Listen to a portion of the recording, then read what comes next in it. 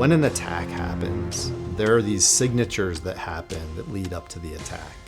2008, 9, 10, 11 was when the first wave of large-scale cyber attacks started to happen, and where the internet was actually the conduit for doing those cyber attacks, for doing cyber espionage at a scale that was never been seen before. Every threat actor out there is trying to cover their tracks. They're trying to use operational security, OPSEC as we call it. They don't want to get caught, they don't want to get arrested, they don't want you to stop the way that they found to do a successful attack. If you look at what those signature combinations are, they have absolutely gotten more complex over time. A threat actor might start by sending a phishing email, but the phishing email leads to a particular website where you're supposed to enter your credentials. And then they're selling those credentials online. We would kind of follow these different breadcrumbs. It also then helps us understand, well, actually, you know what, this threat actor, they always deploy their infrastructure in a certain way. They always have this one little thing that they do. Before, you could see like, oh, somebody's banging on this IP address and trying to open up this port, and therefore this is probably going to happen. Now there's probably 20 steps or more of scenarios where when you see this happen, those are the scenarios that I think are much more difficult to pick up. Years ago, ransomware groups would target individuals, trying to steal information from one computer and get them to maybe pay, a few $100s to free up their machine. Now, ransomware groups have realized that if they target businesses and they can cause downtime to the business or regulatory fines or steal sensitive information, that organization is going to pay a much higher amount. Because we collect from so many different places on the internet, little piece here, little piece there, and stitch it together, we can know and kind of start to get predictive about what's going to happen. And that's kind of where the name Recorded Future came from. Record the past to predict the future.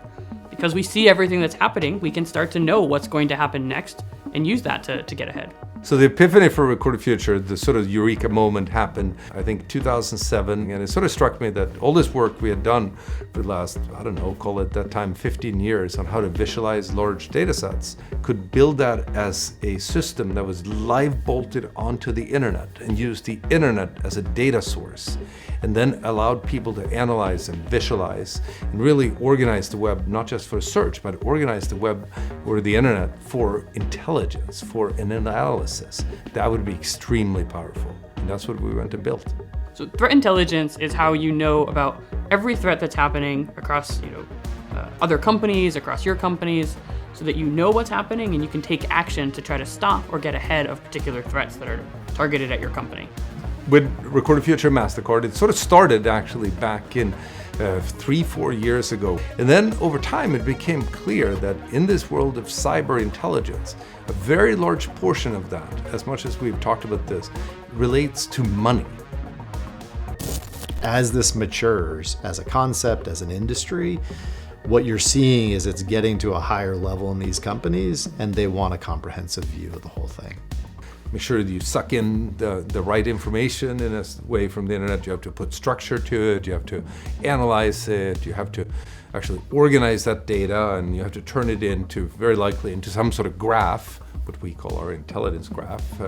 You have to sort of organize it, you have to store it, you have to make it very fast to search because you end up with gobs of data. It actually becomes the mother lode of all data sets if you want. Finding that little secret signature of that threat actor and then finding anywhere that exists on the internet. It's not like you can walk up to any company and be like, hey, what's your threat analyst team doing right now? Chances are large companies have a team. Chances are most people in the company know nothing about it. I think the magic of Recorded Future is that we have this single platform that can address all those things. So you actually have to have smart data people who can extract the insights that actually matter. You've got to build software out of this. So obviously you've got to have very smart software people, and hence this triumvirate of intelligence and intelligence professionals, data scientists, and computer scientists. And that's how we put the team together over time. We have extensive natural language processing, machine learning models to understand the text in various language and pull out what is it actually describing. We've also curated kind of like the ontology of the world, where we understand different words mean different things when used together. if there's a new website and it has your logo on it and you didn't spin it up, that's going to be a malicious website that we could alert you to. So we would use machine learning models to detect that your logo's on this website or the mention of your company or something like that. We've integrated all of that breadth and depth of data that we've collected over 10 plus years with our implementation of Recorded Future AI.